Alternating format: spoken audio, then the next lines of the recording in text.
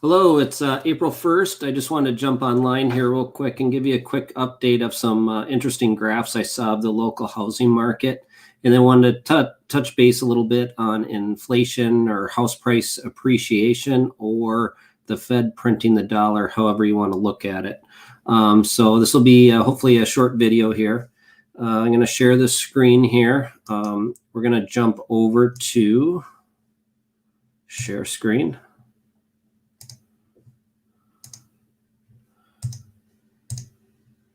All right, here we go. So we're going to jump up to a quick market update for the Twin Cities. I did one last week, but this kind of shows a little bit different perspective on it. Here we go. Change in pending sales by price range. We have under 150, 150 to 190, 190 to 250. Obviously, this inventory is way down. And then we have a little bit in the 250 to 350 range, and this 350 to 500 range is really hot. There's not a lot of inventory there. So there's obviously, with no inventory, there's not as many sales, but we're seeing the sales pick up in 750 and up to $1 million plus. So the market is hot. People are buying up with these low interest rates. This graph is kind of interesting. Year over year change in median sales price.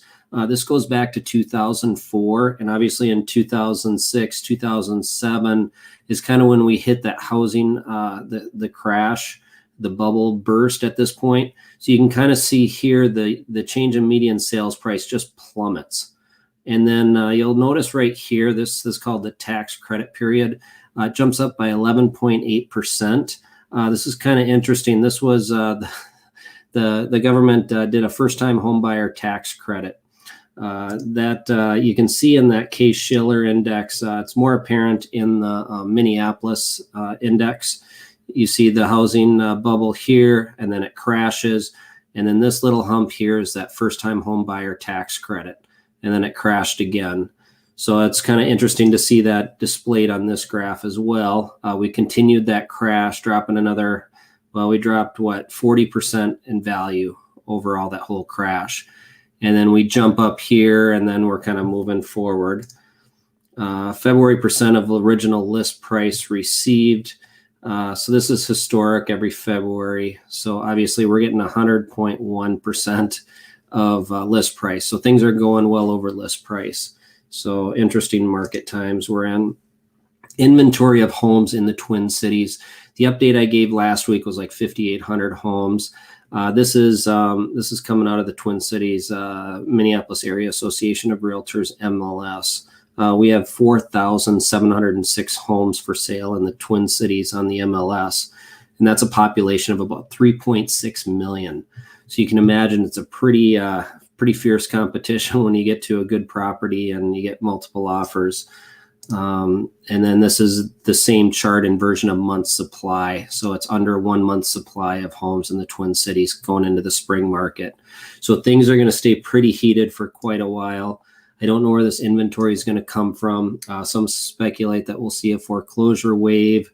The other one is the silver tsunami of the baby boomers retire and move wherever. I don't see that happening anytime soon.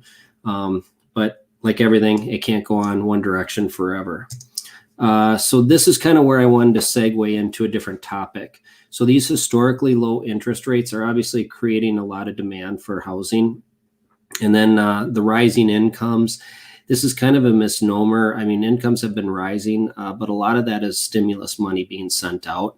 So there's been a lot of people that have lost their jobs, lost their businesses, but yet incomes have risen because of the amount of stimulus coming out. So I don't quite understand how this plays into it, but it's amazing what you can do when you can print your own dollars. So historically low rates and rising incomes have partly offset price gains. So this is a percentage of pre-tax median income spent on mortgage of median priced home. So like everything, the people will buy a home based on the monthly payments. They don't look at the nominal price. It's what is the cost of living, make that monthly payment to keep the home. So as interest rates go down, the price can go up because that payment comes down or stays the same. So you can buy more house. So these artificially low interest rates drive house prices up. Probably what they weren't trying to achieve, they were probably trying to achieve more affordable housing. But back in 2005, 2006, 24.8% of pre-tax median income was spent on the mortgage payment. And right now we are at, what is the date on this one? It's 2021. We're at 18.6. So even say we're nudging up a little bit around 20.2. This kind of takes away that bubble. And this was kind of what I was looking for last week when I did that other chart. I wanted it in relation to interest rates. And this one kind of illustrates that the houses are still more affordable than they were at the peak of the housing bubble, even though that dollar value is much higher. And there's a few reasons for that dollar value. This is back to the Case-Shiller Index. Jason Hartman, I don't know if you've ever watched his channel, jasonhartman.com. He's got some really good stuff. He presented an argument on one of his videos, which I found fascinating. I found his chart on his website, jasonhartman.com. And it just kind of talks about if you bought a house in 1972, and it was kind of when we went off the gold standard. Nixon pulled us off. I think it was 73, 72, 73, somewhere in there. And you did a mortgage of $14,600. And then you did a mortgage rate of 7.37 over 30 years. So your monthly mortgage payment would be 100.88. So LTV, loan to value, would be 80%. So this kind of talks about the dollar value. As they printed more dollars, the dollar value drops over time. Your monthly payment on that house stays the same. But if you adjust that house payment for inflation, by year 2001, you're at $23 versus $100. So even though that $100 stays flat the whole time, the value of that dollar gets deflated over time. So that house becomes more and more affordable. And then he goes on, I don't want to get quite in the weeds as he does. He's got a great explanation for it though. But he talks about how much that house really cost. And well, real quick, the mortgage size was $14,000. The nominal dollars to repay was $36,000. But because of the deflation of the dollar, they only pay back $16,393. And then if you figure in the tax savings on it, assume tax rate of 33%, you're only paying back $12,655. So what this kind of illustrates is the mortgage, the debt, is kind of a hedge against inflation. It's another way of shorting the dollar. That dollar value keeps dropping, and you're paying it back in future dollars, which are worth less than they were at the time, especially in 1972.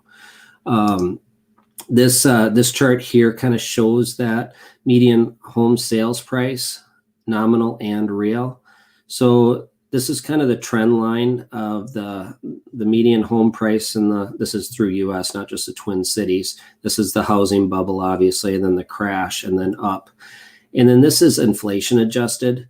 So you can kind of see that we jumped up. So like 1972, that house might have been worth $28,000. And as you up, the thing's worth close to $400,000, but it's the same house. So the dollar just dropped, but it appears the house rose. This is kind of illustrated. This is the average sale price of the house sold in the United States. We go back to 1963. This kind of covers what I just said. 19,300, 1963, and we go up to 393 in 2020. Of course, this is the housing crash right here. So just historically, you look at that dollar is going to continue to erode. So the house prices are going to climb. This is M2 money stock. This kind of goes along with that theory on the deflation of the dollar. We went off the gold standard back in here somewhere, 1972, 71. And then they just printed more dollars. This is M2 money stock. This is, I believe M2 is everything in currency and in savings, retirements, accounts, all that. And then once we hit that housing crash, we started printing money, quantitative easing 1, 2, 3 in part 4. And then we hit the pandemic here, and it just went through the roof, and I don't see any end in sight. So I think we're going to see this house price keep going up if interest rates can stay low. Obviously, we're going to have some ups and downs along the way. But if you're looking at shorting the dollar, use mortgage, and real estate's a good way to do that. So that's all I got for today. I will update you when I get more information. Talk to you soon.